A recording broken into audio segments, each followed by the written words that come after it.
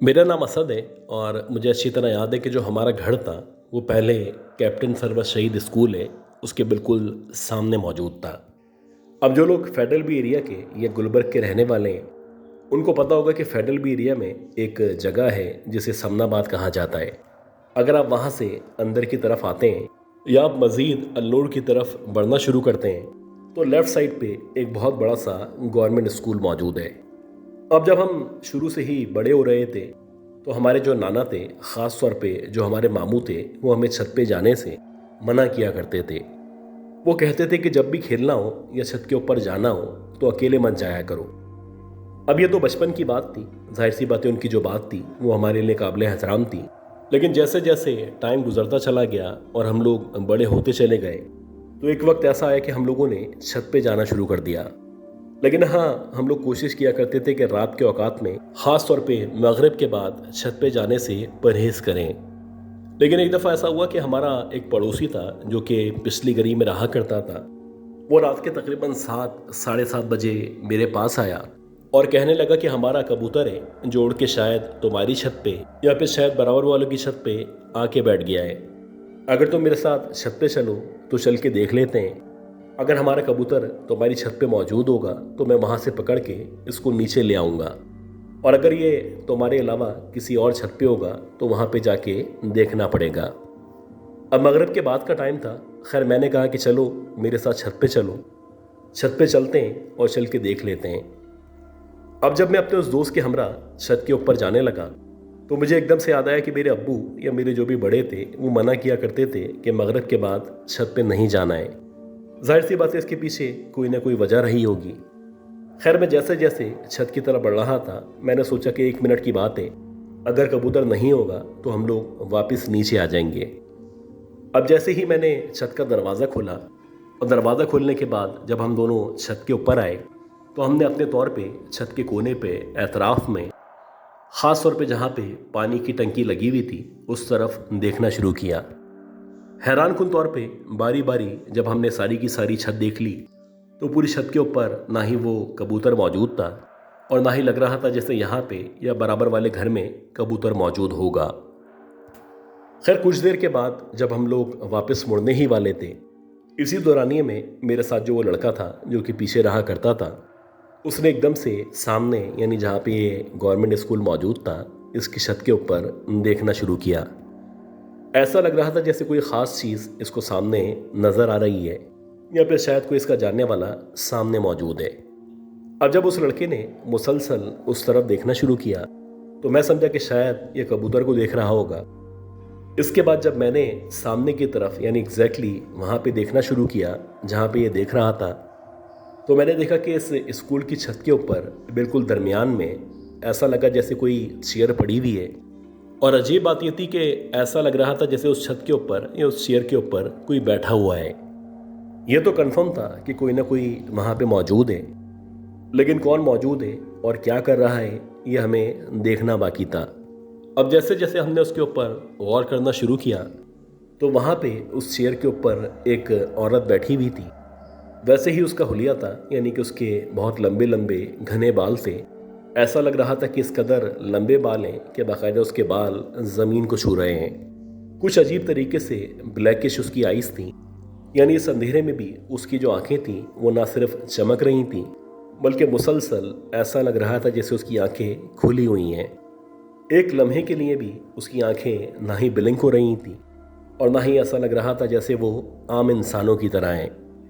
अजीब बात यह थी कि जो औरत थी इस औरत की गोद में ऐसा लगा जैसे कोई डॉल रखी हुई है, और ये जो डॉल थी जैसे कि आम डॉल्स हुआ करती हैं कुछ उस तरह की डॉल थी। लेकिन सबसे अमेजिंग बात यह थी कि ये जो डॉल थी ये मुसलसल मूव कर रही थी जैसे कि कोई छोटी सी बच्ची हो जो उस औरत की गोद में मौजूद हो। आहिस्ता आहिस्ता करके जब मुसलसल हम उस औरत को देखते चले गए तो एकदम से वो जो औरत थी अपनी चेयर से खड़ी होना शुरू हुई। जैसे ही वो औरत अपनी चेयर से खड़ी हुई तो उसने आहिस्ता आहिस्ता करके उस डॉल समेत हमारी तरफ बढ़ना शुरू किया। अब जैसे ही उस औरत ने हमारी तरफ बढ़ना शुरू किया तो ऐसा लग रहा था जैसे उस औरत के जो पैर हैं वो उल्टे पैर हैं। उन पैरों पे जो उंगलियां मौजूद थीं वो पीछे की तरफ थीं, जबकि जो एड़ियां थीं वो आगे की तरफ मौजूद थीं। अल्लाह जानते हैं कि अगला तकरीबन आधा मिनट या आप कह सकते हैं कि 40 सेकंड बमुश्किल हमने उस छत के ऊपर गुजारे। उसके बाद हम भागते हुए जैसे तैसे गिरते पड़ते नीचे आ गए। अब जब हम नीचे आ रहे थे तो हम दोनों का पाँव स्लिप हो गया और पाँव स्लिप होने की वजह से हम दोनों गिरते हुए नीचे आ पड़े। खैर हमारे जो घर वाले थे, जो भी हमारे नाना वगैरह थे, उन्होंने हमें उठाया। उठाने के बाद हमें ज़रा हौसला दिया और जब हमारी सांसें बहाल हुई तो हमने उनको सारा का सारा वाक़या बयान किया। अब हमारे जो घर वाले थे उनका यही कहना था कि इसी वजह से तुम लोगों को मना किया जाता था कि सामने जो स्कूल मौजूद है वहाँ पे अक्सर रात के औकात में ये औरत नज़र आया करती है।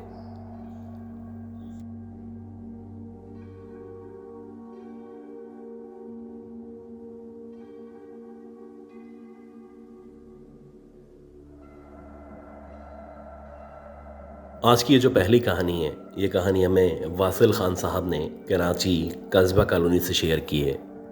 ये बताते हैं कि मौजूदा दौर में ये ट्रक ड्राइवर या ट्रांसपोर्टर के तौर पे काम किया करते हैं, लेकिन अब से तकरीबन 10-11 साल पहले की अगर आप बात करें तो ये एक सप्लायर के तौर पे भी काम किया करते थे। अगर आपको अपने माल को किसी एक शहर से दूसरे शहर भेजना हो या दूसरे शहर से किसी सामान को यहाँ पे मंगवाना हो तो इनके पास ट्रांसपोर्ट अवेलेबल थी, तो ये सामान को लाने और ले जाने में पैसों के अवज़ काम किया करते थे। अक्सर ऐसा होता था कि इंटीरियर सिंध से गर्मी के सीज़न में या अगस्त सितंबर में इनको बहुत सारा माल यानी चावल या गंदम वगैरह वहाँ से लेके यहाँ पे आना होता था। अब क्योंकि काफ़ी अरसे से ये इस इंडस्ट्री में काम कर रहे थे तो वहाँ के जितने भी लोग थे, जो भी जागीरदार थे, तकरीबन सारे के सारे ना सिर्फ इनको जाना करते थे बल्कि अक्सर इनको याद किया जाता था और कोई भी अगर काम पड़ जाए तो इनकी ज़रूरत महसूस होती थी। वैसे एक दफ़ा ऐसा हुआ कि इनको सक्खड़ से एक दोस्त ने कॉल की और उन्होंने कहा कि कुछ माल है जो सक्खड़ से कराची पहुंचाना है। अब इस सामान को सक्खड़ से लेना था और सक्खड़ से लेने के बाद कराची में बल्दिया टाउन पहुंचाना था। अब जब इनको कॉल रिसीव हुई तो इत्तफाक से ये सक्खड़ के करीब ही मौजूद थे, तो वहाँ से ये उस जगह चले गए जहाँ से सामान लेके कराची रवाना होना था। जब मैं वहाँ पे गया, वहाँ जाने के बाद जो भी सामान वगैरह था मैंने वो सारा का सारा लोड करवाया। तो लोड करवाते करवाते रात के तकरीबन 8 या 9 बज चुके थे और सही बात यह कि इतना सारा काम करने के बाद मुझे शदीद भूख लग रही थी। अब मैंने सोचा कि मैं पहले रुक जाऊँ, खाना खा लूँ, लेकिन फिर मैंने डिसाइड किया कि मैं चलता हूँ रास्ते में यानी हाईवे पे, जहाँ पे भी मुझे बेहतर जगह नज़र आएगी मैं वहाँ पे अपने ट्रक को रोक के खाना खा लूँगा। आमतौर पे ये जो ट्रक ड्राइवर्स होते हैं या जो भी सामान की तरसील किया करते हैं, उनके साथ कोई ना कोई एक शख्स लाजमी मौजूद होता है। कभी कभी ड्राइवर जो है वो खुद ड्राइव करता है, तो जो उसका पार्टनर होता है वो रेस्ट किया करता है, और जब ड्राइवर चला चला के थक जाता है या उसकी तबीयत नासाज होती है तो जो आदमी बैकअप पे मौजूद है उसको गाड़ी चलाने के लिए दी जाती है। तो वैसे ही मैंने गाड़ी चलाना शुरू की और गाड़ी चलाते चलाते मेरा ख्याल है कि 2 या 3 घंटे गुजर चुके थे। अब जब भी हमारे पास माल मौजूद होता है या सामान को हमें एक जगह से दूसरी जगह लेके जाना होता है तो हमारे जो ट्रक की स्पीड है वो बहुत स्लो हुआ करती है। मुझे अच्छी तरह याद है कि रात के तकरीबन 12:30-1 बजे का टाइम था और अब मैं जगह ढूंढ रहा था कि किस जगह ट्रक को लगाऊं और लगाने के बाद खाना वगैरह खा लूं। खैर रास्ते में मुझे एक मोड़ नज़र आया और मैंने सोचा कि जहाँ पे ये मोड़ मौजूद है वहाँ से लेफ़्ट साइड पे मैं मुड़ूंगा और आगे जाके जहाँ पे एक ढाबा आया करता है मैं वहाँ पे चला जाऊँगा। कुछ देर या 1 घंटे के लिए ट्रक को वहाँ पे रोक के खाना वगैरह खा लूँगा। अब मुझे अच्छी तरह याद है कि मेरा यहाँ से तकरीबन हर हफ्ते का या हर 15 दिन में एक दफ़ा आना जाना होता था। तो यहाँ के जितने भी रास्ते थे, जो भी इलाका था, मैं मुकम्मल तौर पे इस इलाके से वाकिफ़ था। मैंने अपने सेंसेस में होश व हवास में उस मोड़ से गाड़ी को उस तरफ लेना शुरू किया जहाँ पे वो ढाबा आया करता था। अब मुझे हल्का हल्का सा नींद का भी एहसास हो रहा था। ऐसा लग रहा था जैसे मैं थक चुका हूँ। और अब जब मैं खाना खाऊंगा तो खाना खाने के बाद जो मेरे बैकअप पे आदमी मौजूद हैं, मैं उसको कहूँगा कि अब आके वो ट्रक चला ले। अजीब बात यह थी कि तकरीबन 15 मिनट 20 मिनट तक मैं मुसलसल उस तरफ बढ़ता चला गया जहाँ पे जाके वो ढाबा आया करता था। अब ये जो रोड था ये हाईवे से थोड़ा सा कट के रोड था। आप कह सकते हैं कि एक अलग से मोड़ था जो इस रोड की तरफ या इस ढाबे की तरफ जाया करता था। अब मैं मुसलसल इस सिमत में बढ़ता चला जा रहा था। अजीब बात यह थी कि मुझे ऐसा लग रहा था मैं किसी गलत रास्ते पे आ चुका हूँ। मेरे चारों तरफ न सिर्फ अंधेरा मौजूद था बल्कि ऐसा लग रहा था ये जो सड़क है ये मुसलसल मज़ीद अंधेरे की तरफ बढ़ती चली जा रही है। ना ही मुझे वो ढाबा नज़र आ रहा था और ना ही मुझे गाड़ियों की आमदोरफ्त महसूस हो रही थी। ऐसा लग रहा था मैं तन्हा इस ट्रक को लेके इस रोड के ऊपर आ चुका हूँ। अब मैंने आहिस्ता आहिस्ता करके लेफ्ट साइड पे अपने ट्रक को दबाना शुरू किया और जब मैंने बिलाखिर अपने ट्रक को रोका तो मैंने अपने अतराफ़ का या गिरदोनवा का जायज़ा लिया। अब जबकि मैंने रोड को समझने की या इलाके को जानने की कोशिश की तो मुझे उल्टे हाथ पे एक रोशनी सी नज़र आने लगी। ऐसा लगा जैसे कुछ टीला नुमा मौजूद है और इस टीले के बिल्कुल बराबर में जैसे कोई पुलिस चौकी मौजूद है। जैसे कि आमतौर पे इस तरह के हाईवेज़ पे या इस तरह के रोड्स पे लोगों की हिफाजत के लिए पुलिस चौकियाँ मौजूद होती हैं। खैर मैंने ट्रक को साइड में लगाया। साइड में लगाने के बाद मैं आहिस्ता आहिस्ता उस रोशनी की तरफ बढ़ने लगा और बिलाखिर जब मैं उस चौकी या उस कमरे के पास पहुंचा तो कुछ अजीब सा मंजर था। ऐसा लग रहा था जैसे किसी ने छोटे मोटे कपड़े के टुकड़े या फिर पुराने कपड़े धोने के बाद बाहर टांगे हुए हैं। एक छोटी सी रस्सी मौजूद थी, उस पर कपड़े डले हुए थे, जबकि उसकी बैक साइड पे एक बहुत पुराना सा कदीम सा कमरा मौजूद था। ऐसा लग रहा था जैसे सालों से इस दीवार पे या इस कमरे पे ना ही कलर किया गया है और ना ही इसको रेनोवेट करने की कोशिश की गई है। अब जैसे ही मैं मज़ीद आगे बढ़ा तो सामने एक पलंग पड़ा हुआ था और अजीब बात यह थी कि उस पलंग के ऊपर एक थाल रखा हुआ था और उस थाल के अंदर बहुत सारी हड्डियाँ या कच्चा गोश्त मौजूद था।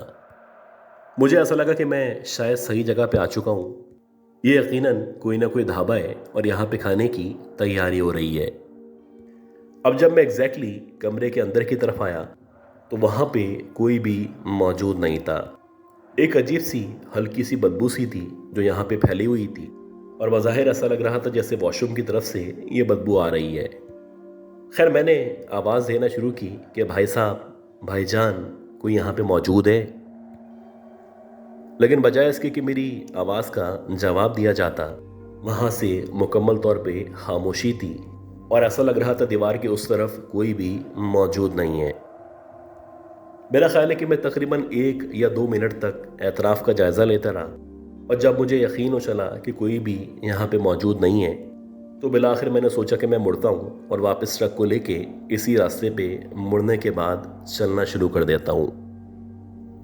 अब जैसे ही मैं मुड़ा यानी मैंने कमरे से अपने कदम को बाहर निकाला तो मुझे हल्के हल्के से बर्तनों के लड़ने की या बर्तनों के टकराने की आवाज़ आना शुरू हुई। ऐसा लगा जैसे कमरे की बैक साइड पे कोई मौजूद है और वो शायद बर्तन धो रहा है। अब जैसे ही मुझे ये आवाज़ आई तो एकदम से मेरे कदम रुक से गए और मैं फ़ौरन से पलटा और अब मैं सीधा कमरे को क्रॉस करता हुआ उस तरफ बढ़ने लगा। जैसे ही मैंने कमरे को क्रॉस किया तो कमरे के अंदर से हल्की हल्की सी रोशनी बाहर की तरफ पड़ रही थी। सामने एक झाड़ी नुमा दरख्त मौजूद था, जैसे कि आमतौर पे जंगली झाड़ियाँ जगह जगह उग जाया करती हैं, वैसे ही एक दरख्त था जो कि शायद जंगली दरख्त था। मैंने देखा कि उस दरख्त के नीचे कोई औरत उकरू बैठी हुई है, जैसे कि उसके सामने कुछ बर्तन मौजूद हो और वो उस पानी से उन बर्तनों को धोने की कोशिश कर रही हो। खैर मैंने जब उस औरत के ऊपर गौर करना शुरू किया तो ऐसा लग रहा था जैसे इस औरत के बहुत ही लंबे लंबे बड़े बड़े कर्ली हेयर्स हैं। कुछ अजीब तरीके से झुक के वो बैठी हुई थी। ऐसा लग रहा था जैसे कोई कुबड़ी औरत है या फिर अल्लाह ना करे इसके जिस्म में कोई ना कोई माजूरी मौजूद है। अजीब बात यह थी कि वो जिस तरह से बैठी हुई थी, बैठने के बावजूद ऐसा लग रहा था जैसे कोई बहुत ही लंबी चौड़ी सी औरत है। कुछ अजीब तरीके के पुराने से कपड़े उसने पहन रखे थे और मुसलसल उसका जो मुंह था या उसकी जो साइड थी वो दूसरी तरफ थी। मैं उसको पीछे की तरफ से देख रहा था और मैं मुंतज़िर था कि जैसे ही ये पलट के देखेगी तो मैं इस औरत से पूछूंगा कि मुझे खाने के लिए कुछ मिल सकता है। अब इससे पहले कि मैं उस औरत से कुछ पूछता, इसी दौरानिए में जब मेरी नज़र उस औरत के पैरों की तरफ पड़ी तो मैंने देखा कि उसके पैरों पे बेतहाशा लंबे लंबे काले काले से बाल मौजूद हैं। और सबसे हैरानकुन बात यह थी कि उस औरत के जो पैर थे वो कुछ अजीब तरीके से मुड़े हुए थे, जैसे कि उल्टे पैर हों। इसी दौरानिए में जबकि मुझे सिचुएशन समझ में आई और मुझे अंदाज़ा हुआ कि ये कम अज़ कम इंसान नहीं है, तो एकदम से वो जो औरत थी उसने पीछे की तरफ पलटना शुरू किया। अब जैसे ही उस औरत ने पीछे की तरफ पलटना शुरू किया तो अब आहिस्ता आहिस्ता करके उसका जो चेहरा था वो मेरे सामने आया होना शुरू हो गया। उसका चेहरा न सिर्फ झलसा हुआ चेहरा था, बल्कि उसकी जो आंखें थीं उसकी आंखों से आंख बरस रही थी। ऐसा लग रहा था जैसे उसकी आंखों के बजाय उसकी आंखों की जगह पे अंगारे मौजूद हैं। अल्लाह जानते हैं कि जैसे तैसे मैंने हिम्मत की और मैं वहाँ से पलटा, और जब पलटने के बाद मैंने अपने कदमों को ट्रक की तरफ बढ़ाना शुरू किया तो ऐसा लग रहा था जैसे मेरे और ट्रक के दरमियान जो ये फासला मौजूद है ये हज़ारों नहीं बल्कि लाखों मीलों पे मुश्तमिल है और मुझे यहाँ पहुँचने में सदियाँ लग सकती हैं। खैर जैसे तैसे हाँफता काँपता जब मैं ट्रक के सामने पहुँचा तो इत्तेफाक से जो मेरे साथ ड्राइवर मौजूद था, जो कि मेरा बैकअप था, वो भी एकदम से उठ के बैठ चुका था। अच्छी बात ये थी कि वो ड्राइविंग सीट के पास मौजूद था और वो मेरे आने का इंतज़ार कर रहा था। अब जैसे ही मैंने उसको देखा तो मैंने भागते भागते चीख के उसको बोलना शुरू किया कि ट्रक को स्टार्ट कर और यहाँ से भगा। अब उसने मेरी ये बात सुनी और उसने ट्रक को स्टार्ट करना शुरू कर दिया। इसी दौरानी में जैसे ही मैं ट्रक के ऊपर चढ़ा तो एकदम से उसने ट्रक को चलाना शुरू कर दिया। अल्लाह का शुक्र है कि जब हमने ट्रक को चलाना शुरू किया तो मुश्किल से 10 या 15 मिनट जब हम तिलावत करते चले गए तो बिलाखिर फाइनली हमें वाकई में एक पुलिस की गाड़ी नज़र आई। अब जैसे ही हमने उस पुलिस की गाड़ी को देखा तो उस गाड़ी को देखने के बाद हमने उन लोगों से रास्ता पूछा और उनको बताया कि हमारे साथ ऐसे ऐसे एक वाक़या पेश आया है। अब वो जो पुलिस वाले थे उनका ये कहना था कि पीछे जिस रोड से या जिस जगह से आप यहाँ पे आए हैं ये बेसिकली एक ऐसी जगह है, एक ऐसा रास्ता है जो कि सरासर गलत रास्ता है और एक कब्रिस्तान की तरफ जाया करता है। यहाँ से मज़ीद आगे जाने का कोई रास्ता मौजूद नहीं है। आखिर में जाके एक कब्रिस्तान मौजूद है और कहा जाता है ये जो कब्रिस्तान है इसकी तकरीबन 300 से 400 साल पुरानी तारीख़ है और उस अरसे में ही यानी उस दौर में ही इस कब्रिस्तान को मज़ीद तदफीन के लिए बंद कर दिया गया था। खैर पुलिस वालों ने जैसे जैसे गाइड किया वैसे हम लोग घूमने के बाद मेरा ख्याल है कि 1 घंटे के बाद एग्जैक्टली उस ढाबे के सामने पहुँचे जिस ढाबे से अक्सर हम लोग खाना खाया करते थे। खैर वहाँ पे जब हम उतरे तो उतरते ही मुझे एहसास हो रहा था कि मेरे जिस्म पे कपकपी तारी हो चुकी है और मेरा ख्याल है कि मुझे हल्का हल्का सा बुखार होना शुरू हो चुका है। खैर हम लोग ढाबे पे उतरे। उतरने के बाद मैंने थोड़ा बहुत यानी 2-4 निवाले खाना खाया। हालांकि इससे पहले यानी इस वाक़े से पहले मुझे शदीद भूख लग रही थी, लेकिन फिर भी मैंने अपने साथी का साथ देने के लिए थोड़ा सा खाना खा लिया। अब खाना खाने के बाद मेरी इस कदर हिम्मत ख़राब हो चुकी थी, मुझे लग रहा था मेरे से मज़ीद उठना या बैठना या ट्रक चलाना मुमकिन नहीं होगा। मैंने अपने साथी को कहा कि ये जो रास्ता है, जितना भी रास्ता है, इस पूरे रास्ते अब तुम्हें ही ड्राइव करना है। वैसे अगर आप कराची और सक्कर का जो डिस्टेंस है उसकी बात करें तो ये तकरीबन 8 साढ़े 8 घंटे का रास्ता है और अगर हम लोग माल लेके आ रहे हो तो ये रास्ता तकरीबन 17 या 16 घंटों में कंप्लीट हुआ करता है। खैर रुकते रुकाते जैसे तैसे जब हम अपने एरिए में यानी वहाँ पे पहुँचे जहाँ पे माल उतारना था तो वहाँ पे उतरते ही सामने एक डॉक्टर साहब मौजूद थे। मैं सीधा उनके क्लिनिक के अंदर चला गया। वहाँ जाने के बाद मैंने दवाई वगैरह ली और दवाई लेने के बाद मैं वापस अपने ट्रक में आ गया।